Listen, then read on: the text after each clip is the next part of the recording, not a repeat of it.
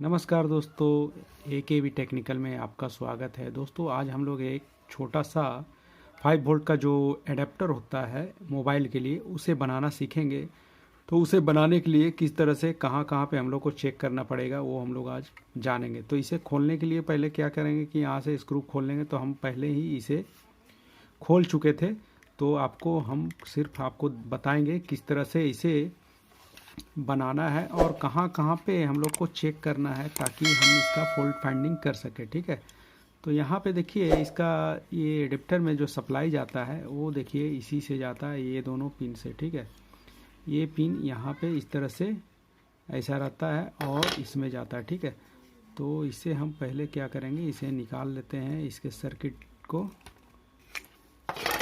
तो ये देखिए दोस्तों, ये सर्किट हमारा निकल चुका है और इस सर्किट को देखकर घबराना नहीं है कि कहाँ पे हम चेक करेंगे, क्योंकि इसमें बहुत सारे एसएमडी कंपोनेंट भी लगे हुए हैं। तो इसे थोड़ा सा सावधानी से करना ही होगा और सभी जगह हम लोग चेक नहीं करेंगे। जिस जिस पॉइंट पे मैं बताऊंगा वहाँ वहाँ पे आपको चेक करना है।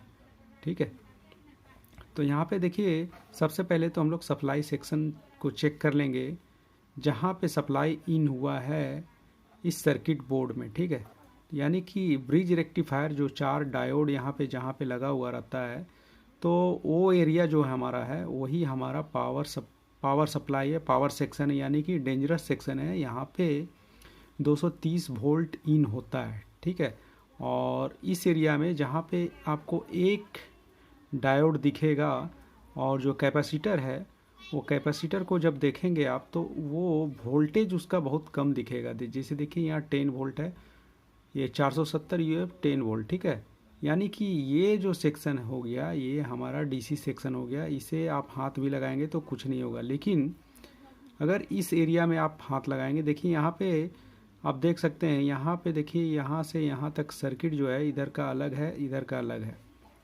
लेकिन आपको ये याद रखना है कि कौन सा सेक्शन किसके लिए है। तो मैंने बता दिया आपको, जहाँ पे आपको 4 डायोड और कैपेसिटर का वैल्यू जहाँ पे अधिक हो, जैसे यहाँ पे मैं दिखा देता हूँ। यहाँ पे आप देख लीजिए 4.7 यूएफ 400 वोल्ट का कैपेसिटर है।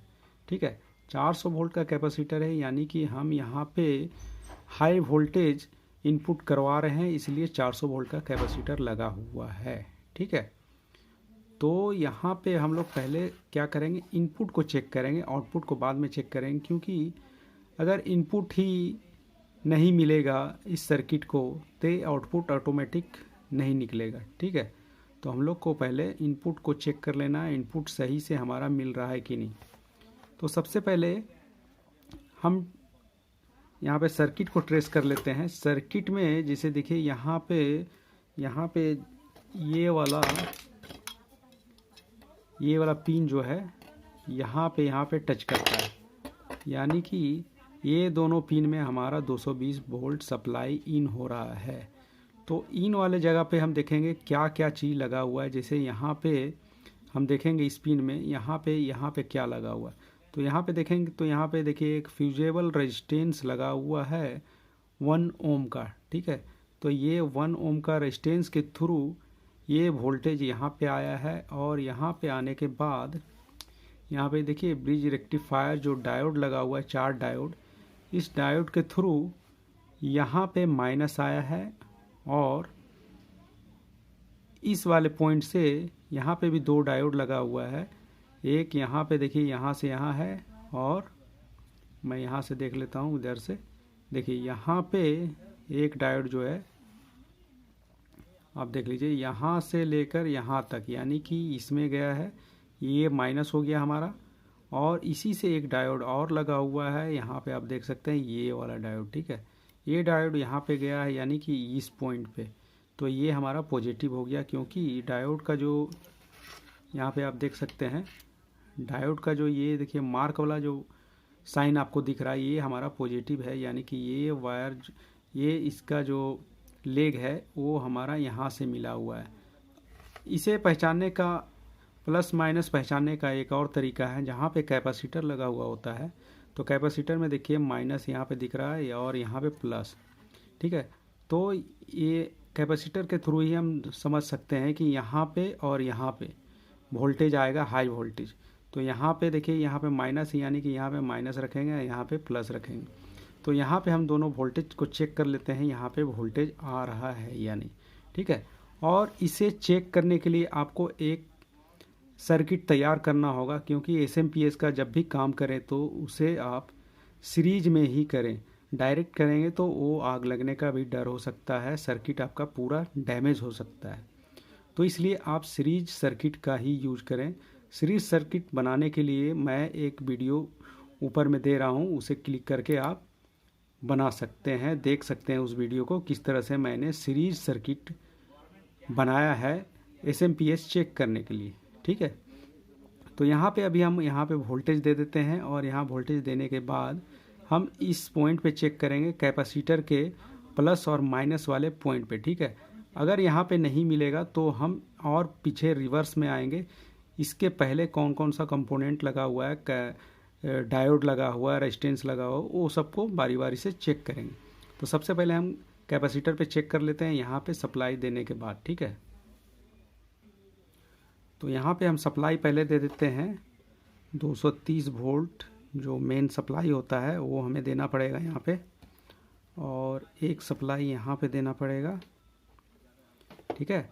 सप्लाई देने के बाद आपको मीटर में चेक करना होगा। मीटर का रेंज जो है आपको एसी में लगाना होगा, सॉरी डीसी में लगाना होगा। डीसी आप 600 में आप लगा लीजिए, और क्योंकि डीसी के बाद ही हम लोग चेक कर रहे हैं इसलिए डीसी में ही लगाना है। और सर्किट को हम यहाँ पे रखते हैं। तो सर्किट में हमने लाइन दे दिया है, अब हम लोग चेक करते हैं। तो यहाँ पे देखिए, मैंने बताया था यहाँ कैपेसिटर में हमें चेक करना है। तो यहाँ पे हम इस तरह से रखेंगे प्रोब को। अब देखिए यहाँ पे वोल्टेज शो नहीं कर रहा है, ठीक है। अब हम क्या करेंगे, सबसे पहले अगर यहाँ शो नहीं कर रहा तो हम लोग यहाँ पे इनपुट में एसी को चेक कर लेंगे, एसी हमारा आ रहा है कि नहीं। तो यहाँ पे हम 600 में लगाएंगे और यहाँ पे एसी चेक कर लेंगे। यहाँ पे एसी नहीं आ रहा तो एसी हम दे देते हैं पहले। तो एसी हमने दे दिया है। अब हम यहाँ पे चेक करते हैं, तो यहाँ पे देखिए वोल्टेज हमारा शो कर रहा है। अब हम डीसी वाला रेंज में लगाएंगे, डीसी हमारा 600 में रहेगा, ठीक है। ये आपको बारीकी से ध्यान रखना है, नहीं तो आपका मीटर भी ख़राब हो सकता है। अब हम यहाँ पे चेक करेंगे वोल्टेज को। तो देखिए यहाँ पे वोल्टेज शो नहीं कर रहा, यानी कि इससे पहले हमारा कुछ गड़बड़ है, ठीक है। तो हम लोग पहले एसी चेक कर लेते हैं, एसी हमारा डायोड में पहुँच रहा है या नहीं। तो यहाँ पे 600 में रखते हैं, और एक प्रोब को यहाँ पे रखते हैं, और दूसरे प्रोब को यहाँ पे जो चीज़ लगा हुआ, जो भी कंपोनेंट लगा हुआ है यहाँ पे देखिए, यहाँ पे आ रहा है। और यहाँ से यहाँ रेजिस्टेंस लगा हुआ है हमारा, फ्यूजेबल रेजिस्टेंस, जो 1 ओम्स का है। तो यहाँ पे हम चेक करते हैं यहाँ पे वोल्टेज आ रहा है कि नहीं। तो देखिए यहाँ पे दोस्तों, यहाँ पे वोल्टेज नहीं आ रहा है, और यहाँ पे देखिए आ रहा है, ठीक है, और यहाँ पे नहीं आ रहा। तो यानी कि हमारा फ्यूजेबल रेजिस्टेंस ख़राब है, क्योंकि इसी ट्रैक में है और हमारा फ्यूजेबल रेजिस्टेंस ख़राब है। तो फ्यूजेबल रेजिस्टेंस ख़राब क्यों हुआ वो भी हम लोग को पता करना होगा। पहले तो आप लाइन को काट दीजिए। तो दोस्तों लाइन हमने काट दिया है, और लाइन काटने के बाद क्या करेंगे, सबसे पहले इस कैपेसिटर को ज़रूर से आप इस तरह से शॉर्ट कर दीजिए, नहीं तो बहुत ज़ोर से झटका मारेगा, ठीक है। दोस्तों हमने अभी लाइन को काट दिया है, और अब हम चेक कर लेंगे यहाँ पे कौन सा पार्ट्स लगा हुआ। तो यहाँ पे आप देख ही रहे हैं, यहाँ पे एक फ्यूजेबल रेजिस्टेंस है। तो इसको हम लोग कंटिन्यूटी पहले चेक कर लेंगे। कंटिन्यूटी चेक करने के लिए आप मीटर को कंटिन्यूटी में आपको लगा देना है, और मीटर प्रोब से मैं आपको बता देता हूँ किस तरह से चेक करना है। एक पॉइंट को हम यहाँ पे रखेंगे, ठीक है, दूसरे पॉइंट को हम यहाँ पे ले जाएंगे। देखिए यहाँ पे शो नहीं कर रहा। अगर हम कंटिन्यूटी चेक करते हैं तो वहाँ पे देखिए बीप का आवाज़ सुनाई दे रहा होगा आपको। तो यहाँ पे अभी शो नहीं कर रहा है, ठीक है। तो ये भी हमें पता लगाना है कि ये जो फ्यूजेबल रेजिस्टेंस है उड़ा क्यों, ठीक है। तो इससे पहले का जो भी चीज़ होगा वो शॉर्ट होने की वजह से भी ये जो लोड रेजिस्टेंस है ये हमेशा ख़राब हो जाता है, ठीक है। तो हम लोग पहले इसके आगे भी चेक कर लेंगे कोई शॉर्ट सर्किट तो नहीं है। तो यहाँ पे कैपेसिटर के पास हम एक प्रोब को रखेंगे और दूसरे को यहाँ पे रखेंगे माइनस में।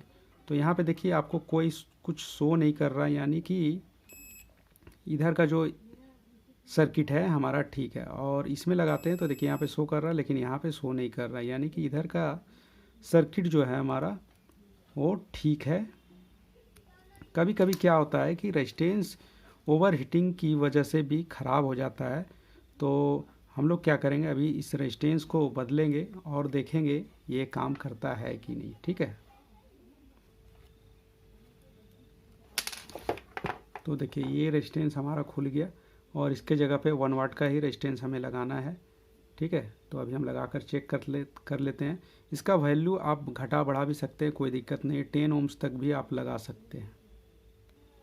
तो दोस्तों अभी हमारे पास रेजिस्टेंस नहीं है, तो अभी हमारे पास देखिए 1/2 वाट का रेजिस्टेंस है 110 ओम्स का। ठीक है, तो इससे भी हमारा काम हो जाएगा, लेकिन ये हमें लगाना नहीं, ये हम आपको सिर्फ चेक करके बताएंगे कि ये काम इसी की वजह से, मतलब ये चार्जर ख़राब है या दूसरा फॉल्ट है। ठीक है, तो यहाँ पे अभी हम इसे लगा देते हैं। तो लगाने के लिए हम उसी पोजीशन में लगाएंगे तो अच्छा रहेगा।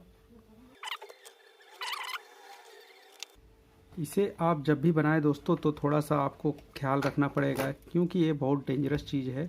एसएमपीएस बनाना, सभी लोग एसएमपीएस का काम नहीं करते हैं, क्योंकि इसमें डायरेक्ट एसी सप्लाई जाता है, इसलिए बहुत लोग अवॉइड करते हैं इस तरह के चीज़ों को बनाने के लिए। तो आप थोड़ा सा ध्यान से ही बनाएं। मैंने जो जो चीज़ आपको बताया है उसका यूज आप ज़रूर करें। तो ये देखिए हमने यहाँ पे लगा दिया है। अब हम चेक कर लेते हैं, फिर से हम इसमें लाइन देते हैं तो क्या होता है।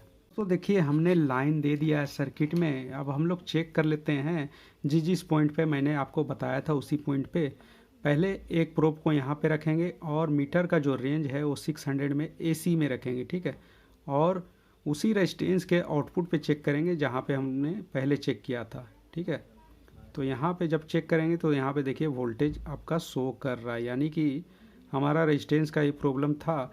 और इसके बाद हम लोग यहाँ पे कैपेसिटर के पास भी हम लोग चेक कर लेंगे वहाँ पे वोल्टेज आ रहा है कि नहीं। तो 600 का रेंज में हम यहाँ पे रखेंगे डीसी में, और यहाँ पे इस तरह से हम लोग चेक कर लेंगे। तो यहाँ पे भी देखिए वोल्टेज सही आ रहा है, यानी हमारा आउटपुट अब ठीक हो गया है। अब आउटपुट चेक करने के लिए हम लोग क्या करेंगे, 20 के रेंज में रखेंगे मीटर को, और यहाँ पे हम लोग आउटपुट चेक करेंगे। आउटपुट भी हमारा सही हो गया होगा, तो यहाँ पे हम लोग चेक कर लेते हैं।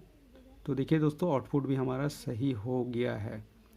ठीक है दोस्तों, अगर ये मेरा वीडियो अगर आपको पसंद आए तो मेरे वीडियो को लाइक करना ना भूलें, और अगर आप मेरे चैनल पे नए हैं तो मेरे चैनल को सब्सक्राइब करना ना भूलें। तो मिलते हैं अपने नेक्स्ट वीडियो में, तब तक के लिए धन्यवाद।